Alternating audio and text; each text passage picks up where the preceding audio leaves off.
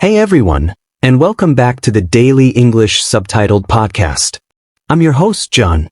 We are absolutely thrilled you're here today because we've got something truly special for you. That's right. If you've been looking for a way to seriously boost your English listening skills, improve your comprehension, and get comfortable with real, natural conversations, you've come to the perfect place. Today, we're dedicating a full hour to immersive English listening practice. This isn't just passive listening. We've designed this session to be interactive and progressive. Whether you're an A1 or A2 beginner, or a B1 or B2 intermediate learner, you'll find content tailored just for you. We'll start with simpler, everyday scenarios and gradually move to more complex discussions. So, find a comfortable spot, grab your headphones, and get ready to dive deep into the world of authentic English. We'll be covering a variety of real-life situations, from ordering coffee to discussing current events. And don't worry, we'll guide you every step of the way. Our goal is to make you feel more confident and comfortable understanding spoken English in any situation. So, without further ado, let's begin your 1-hour English listening journey. Section 1. Everyday Conversations, A1-A2 Focus. Topic 1. Ordering at a coffee shop. Barista, hi there. Welcome to the Daily Grind. What can I get for you today? Customer, hello. I'd like a small coffee, please. Barista, a small coffee, sure. And would you like anything else with that? Maybe a pastry or a cookie. Customer, no, thank you. Just the coffee. Barista, all right. That'll be $2.50. Customer, here you go. Barista, thank you. Your coffee will be ready in just a moment. What name can I get for your order? Customer, it's John. Barista, okay, John. We'll call your name when it's ready. Customer, thank you very much. Barista, son. Your small coffee is ready. Customer, oh, great. Thank you. Barista, you're welcome. Have a great day. Customer, you too. Bye. All right, listeners, that was a very common, everyday scenario. Let's quickly recap some key phrases you heard. What can I get for you today? A common way to ask for an order. I'd like a polite way to order something. Anything else with that? Asking if the customer wants more items. No, thank you. Just a polite way to decline additional items. That'll be price. Stating the total cost. What name can I get for your order? Asking for a name for the order. Your item is ready. Announcing the order is ready. Notice how simple and direct the language was. This is typical for basic transactions. Now, let's move on to our next everyday conversation. Topic 2. Making weekend plans. Friend, hey John. How are you doing? Friend B, hi. I'm good, thanks. Just enjoying the nice weather. What about you? Friend, I'm great. I was just thinking about the weekend. Do you have any plans yet? Friend B, not really, no. I was thinking of maybe just relaxing at home. But, do you have something in mind? Friend A, well, I was wondering if you'd like to go for a hike on Saturday? The weather is supposed to be perfect. Friend B, a hike? That sounds nice, but I'm not sure. I went for a long run yesterday, and my legs are a bit tired. Friend, oh, I see. No problem. What about Sunday then? There's a new art exhibition at the City Museum. We could go check that out. Friend B, an art exhibition? That sounds interesting. I love art. What time were you thinking? Friend A, how about around 11 a.m.? We could grab lunch afterward. Friend B, 11 a.m. on Sunday, followed by lunch. Yes, that sounds perfect. I'd love to do that. Friend, great. I'll send you the details. So, Sunday at 11 a.m. at the museum. Friend B, perfect. Thanks, Sarah. Looking forward to it. Friend, you too. See you then. That was a conversation about making plans. Here are some useful phrases from that dialogue. Do you have any plans yet? A common way to ask about future activities. I was thinking of maybe. Introducing a tentative idea. Do you have something in mind? Asking for the other person's suggestion. I was wondering if you'd like to. A polite way to make a suggestion or invitation. That sounds nice/interesting. Positive responses to suggestions. I'm not sure. Expressing hesitation. What about day/activity? Suggesting an alternative. What time were you thinking? Asking for a specific time. That sounds perfect. Strong agreement. Looking forward to it. Expressing anticipation. Notice how they used questions to initiate and guide the conversation and offered alternatives when the first suggestion didn't work. These are all very natural ways to discuss plans in English. Now, let's get you involved with some interactive practice. Interactive element. Listen and repeat. Now it's your turn to practice. We're going to play some key sentences from the conversations you just heard. Listen carefully, and then repeat the sentence aloud during the pause. Try to mimic the pronunciation and intonation as closely as possible. Ready? What can I get for you today? I'd like a small coffee, please. Do you have any plans yet? I was wondering if you'd like to go for a hike. That sounds perfect. Looking forward to it. Section 2. Intermediate conversations, B1, B2 focus. Topic 3. Discussing a movie. Friend, so, John, what did you think of The Midnight Express? I finally watched it last night. Friend B. Oh, Ollie. I loved it. I thought it was absolutely brilliant. The plot twists kept me on the edge of my seat the entire time. Friend, really? I'm glad you enjoyed it. To be honest, I found it a bit predictable in places. The ending especially felt a little cliché to me. Friend B. I can see why you might say that, but I actually thought the director did a fantastic job building suspense. And the acting. The lead actress was phenomenal, don't you think? Friend, she was good, I'll give you that. Her performance was definitely a highlight. But I felt the pacing was a bit off. Some scenes dragged on, and others felt rushed. Friend B, that's fair. I suppose it depends on what you look for in a thriller. For me, the psychological tension was enough to overlook any minor pacing issues.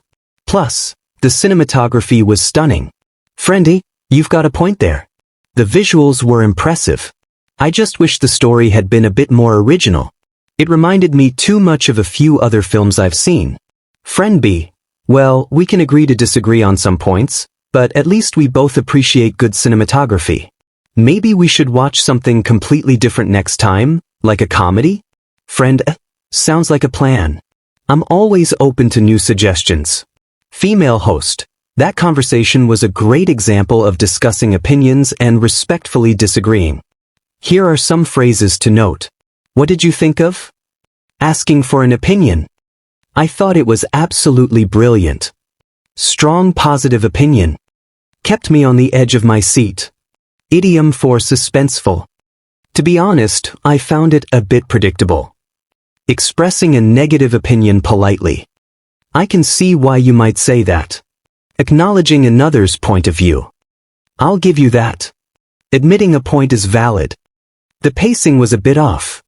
Critiquing a movie aspect. That's fair. Agreeing with a critique. You've got a point there. Acknowledging a valid point. We can agree to disagree. Ending a disagreement amicably. Notice the use of phrases that soften disagreement, like, I can see why you might say that, or, that's fair. This helps maintain a polite and friendly tone even when opinions differ. Let's move on to a slightly more formal scenario. Topic 4. A mild disagreement at work. Colleague, good morning, Sarah. Do you have a moment to discuss the Q3 marketing report? Colleague B, good morning, John. Of course, come in. What's on your mind? Colleague A, I've been reviewing the data for the social media campaign, and while the engagement numbers are excellent, I'm a bit concerned about the conversion rates. They seem lower than our initial projections. Colleague B, I understand your concern, John. However, I believe we need to consider the broader context. Our primary objective for Q3 was brand awareness, and in that regard, the campaign has been incredibly successful. The increased engagement clearly demonstrates that. Colleague A, I agree that brand awareness is crucial, and the engagement is indeed impressive. But ultimately, our goal is to drive sales. I'm wondering if we should reallocate some of our budget from awareness to more direct conversion strategies for Q4. Colleague B, that's a valid point, and I appreciate you bringing it up. My perspective is that strong brand awareness will naturally lead to higher conversion rates in the long run. Perhaps we just need more time for the current strategy to mature. Rushing into a reallocation might undermine the progress we've already made. Colleague A, I see your point about long-term strategy. My only reservation is that our competitors are showing much higher conversion rates right now, and I don't want us to fall behind. Maybe we could test a small portion of the budget on a conversion-focused ad set, just to see the immediate impact? Colleague B, that's an interesting compromise, John. A small-scale test could provide valuable insights without disrupting our main strategy. I'm open to exploring that. Let's schedule a follow-up meeting with the team to discuss the specifics. Colleague A, excellent. I think that's a productive way forward. Thanks for your time, Sarah. Colleague B, you're welcome, John. Have a good day. Female host, that was a great example of a professional discussion where colleagues have differing views but manage to find a compromise. Key phrases here include: do you have a moment to discuss? Polite way to initiate a discussion. I'm a bit concerned about. Expressing a concern politely. I understand your concern, however.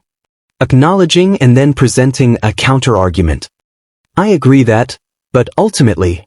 Partial agreement followed by a main point. That's a valid point, and I appreciate you bringing it up. Acknowledging and validating. My perspective is that. Stating one's viewpoint. My only reservation is that. Expressing a slight objection. Maybe we could test just to see. Suggesting a trial or compromise. That's an interesting compromise. Positive response to a middle ground. I'm open to exploring that. Willingness to consider. I think that's a productive way forward. Concluding positively. Notice the careful use of language to maintain a respectful and collaborative tone, even when there's a disagreement. This is crucial in professional settings. Now, let's test your comprehension with some questions. Interactive element. Comprehension questions. Female host. Time to check your understanding. We're going to ask you a few questions about the last two conversations. Listen to the question, pause the video if you need more time to think, and try to answer aloud. Ready? Question 1. What was John's main criticism of the Midnight Express? Question 2. What was Sarah's primary objective for the Q3 marketing campaign? Question 3. What compromise did John suggest regarding the marketing budget? Question 4. How did Sarah respond to John's compromise suggestion? Section 3. Storytelling and monologues. Topic 5. A funny travel story. Male host. You know, travel is full of unexpected moments, and sometimes, those unexpected moments turn into the best stories. I remember one trip I took to Italy a few years ago. I was super excited because it was my first time in Rome, and I had this whole itinerary planned out, down to the minute. My first morning there, I decided to be adventurous and take the local bus to the Colosseum. I don't speak much Italian, just a few basic phrases, but I figured, how hard could it be? I got on the bus, found a seat, and was admiring the beautiful Roman architecture flying by. Everything was going great. Then I realized something. The bus was going in a direction that felt wrong. Very wrong. I pulled out my map, and sure enough, we were heading straight out of the city center, towards what looked like a residential area. Panic started to set in. I tried to ask the person next to me, "Scusi, Colosseo?" pointing vaguely in the direction I thought it should be. They just looked at me, smiled, and said something in rapid Italian that I definitely didn't understand. I started to get a bit desperate. The bus kept going, and the buildings outside became less and less like ancient ruins and more like modern apartment blocks. Finally, I saw a stop that looked somewhat familiar, or at least not completely in the middle of nowhere. I jumped off the bus, feeling completely lost. I stood there for a moment, trying to reorient myself, when I noticed a small, very traditional Italian bakery. The smell of fresh bread and coffee was incredible. I decided, okay, Colosseum can wait. I need a coffee and a moment to figure this out. I went inside, ordered a cappuccino and a pastry, using a lot of pointing and smiling, and sat down. As I was sipping my coffee, I pulled out my phone to check Google Maps. And guess what? I was about 10 kilometers in the wrong direction. I had somehow taken the express bus to the suburbs. But here's the funny part. While I was sitting there, feeling a bit silly, an elderly Italian woman came up to my table. She didn't speak English, and I didn't speak Italian, but she saw my map and my confused face. She started gesturing, pointing, and making these wonderful, dramatic Italian sounds. Eventually, she managed to convey, through a series of charades, that I needed to take another bus, going the opposite way, and then transfer to the metro. She even walked me to the bus stop and waited with me. I never did make it to the Colosseum that morning. But I had the most delicious cappuccino of my life, a fantastic pastry, and a memorable interaction with a kind stranger. It taught me that sometimes, getting lost is the best way to find something unexpected and truly special. And it definitely made for a better story than just seeing a famous landmark. What a fantastic story! It really highlights how sometimes the best experiences are the unplanned ones. Listeners, notice how he used vivid descriptions and narrative tenses to make the story engaging. He used phrases like, I remember one trip I took. Starting a personal anecdote. I was super excited because expressing feelings. Everything was going great. Then I realized something. Building suspense. Panic started to set in. Describing an emotional state. And guess what? Introducing a surprising turn of events. But here's the funny part. Highlighting the humorous aspect.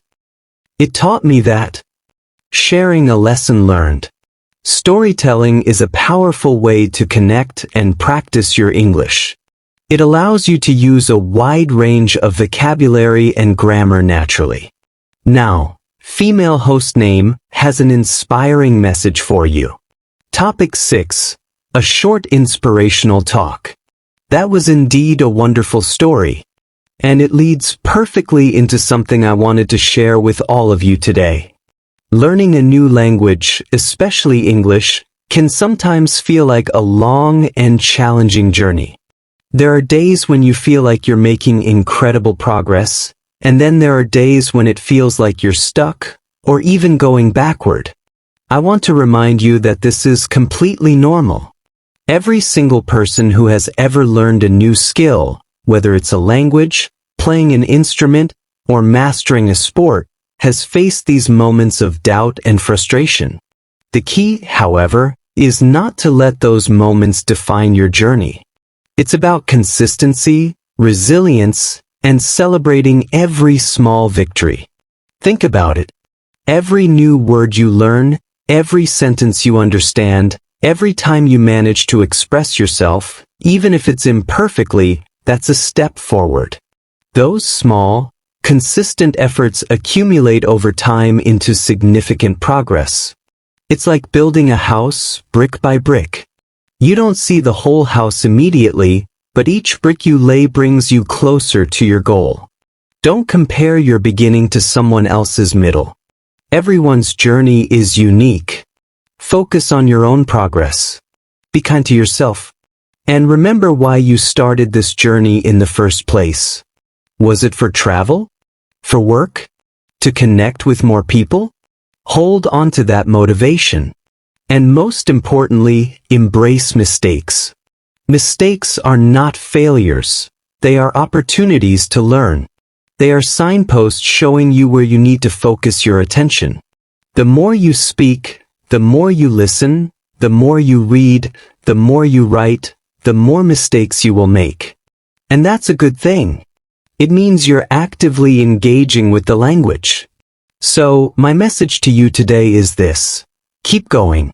Keep practicing. Keep believing in yourself. Your effort is not wasted. Every single moment you dedicate to learning English is bringing you closer to fluency. You are capable, you are resilient, and you are making progress. Believe in your journey and enjoy every step of the way. Powerful words. Thank you for that inspiring message. For our listeners, here are some key takeaways and phrases from previous talk. Learning a new language can sometimes feel like a long and challenging journey. Acknowledging a common struggle. The key, however, is not to let those moments define your journey. Emphasizing resilience, consistency, resilience, and celebrating every small victory. Core principles for success. Every new word you learn, that's a step forward. Highlighting incremental progress. Don't compare your beginning to someone else's middle. Encouraging self-compassion. Embrace mistakes. Mistakes are not failures. They are opportunities to learn. Reframing challenges. Keep going. Keep practicing. Keep believing in yourself. Motivational call to action. You are capable, you are resilient, and you are making progress. Affirming the listener's potential. Female host. Remember these phrases not just for your English, but for your mindset. Now, let's make this even more interactive. We're going to give you a task related to what you just heard. Interactive element. Summarize the story. Alright, it's time for another interactive challenge. We've just heard two very different stories. My funny travel misadventure and his inspiring talk. Your task now is to choose one of these stories and try to summarize it in your own words. You can do this aloud or just in your head. Focus on the main points, the key events, and the overall message. Don't worry about perfect grammar or vocabulary. The goal is to practice recalling information and expressing it concisely. Take about 1 to 2 minutes for this. Ready? Section 4. Advanced Listening and Real-World Scenarios, B2 Plus Focus. Topic 7. A Mock News Report. Good evening, and welcome to Daily English News Update. I'm John. Our top story tonight. The recent discovery of a new, sustainable energy source in the remote regions of the Amazon rainforest has sent ripples of excitement through the global scientific community. Reports indicate that a team of international researchers, led by Dr. Anya Sharma of the Global Energy Institute, has successfully harnessed a unique microbial process capable of converting atmospheric carbon dioxide directly into clean, usable electricity. This breakthrough, if scalable, could revolutionize the energy sector and significantly mitigate climate change. Initial findings, published yesterday in the prestigious journal Environmental Innovations, suggest that the process is highly efficient and produces zero waste.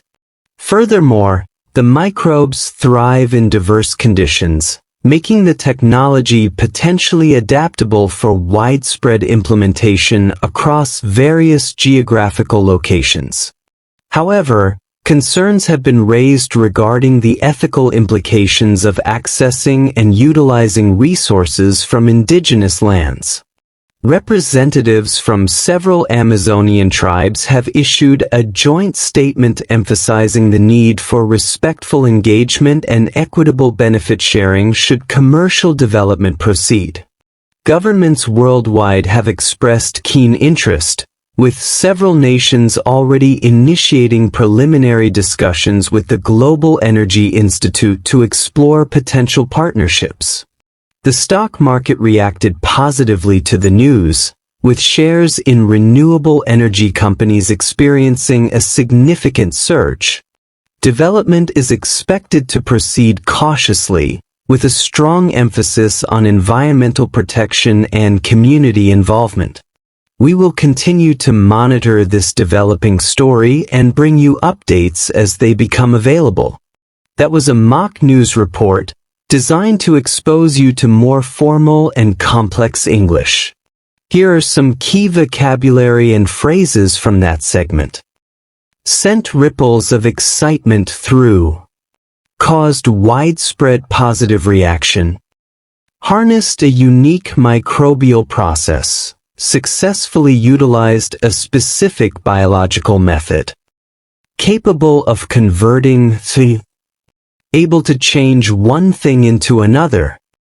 Revolutionize the energy sector. Completely change the way energy is produced and used. Significantly mitigate climate change. Greatly reduce the severity of climate change. Initial findings suggest that early results indicate produces zero waste, no harmful byproducts. Thrive in diverse conditions. Grow well in many different environments. Widespread implementation. Used by many people in many places. Ethical implications. Moral consequences. Indigenous lands. Land belonging to native people. Equitable benefit sharing. Fair distribution of profits/advantages. Governments worldwide have expressed keen interest. Many governments are very interested. Preliminary discussions, initial talks. Experiencing a significant surge, a large and rapid increase. News reports often use more formal vocabulary and a faster pace. Listening to them regularly can greatly improve your comprehension of complex topics. Next, we'll hear a more natural, yet still advanced, conversation. Topic 8. A casual debate on a social issue. Ali, so, John, I wanted to pick your brain on something that's been on my mind lately. The increasing reliance on technology in education. Do you think it's ultimately a net positive, or are we losing something valuable? John, that's a big question, Ali. On the one hand, I'd argue that technology has revolutionized access to information. Think about it. Students can now access entire libraries, research papers, and lectures from anywhere in the world. This democratizes education in a way we couldn't have imagined a few decades ago. Ali, I completely agree with the access point. However, I worry about the potential for distraction. When every student has a device in front of them, the temptation to check social media or play games must be immense. Furthermore, I wonder if it's hindering critical thinking skills. Are students just consuming information rather than truly analyzing it?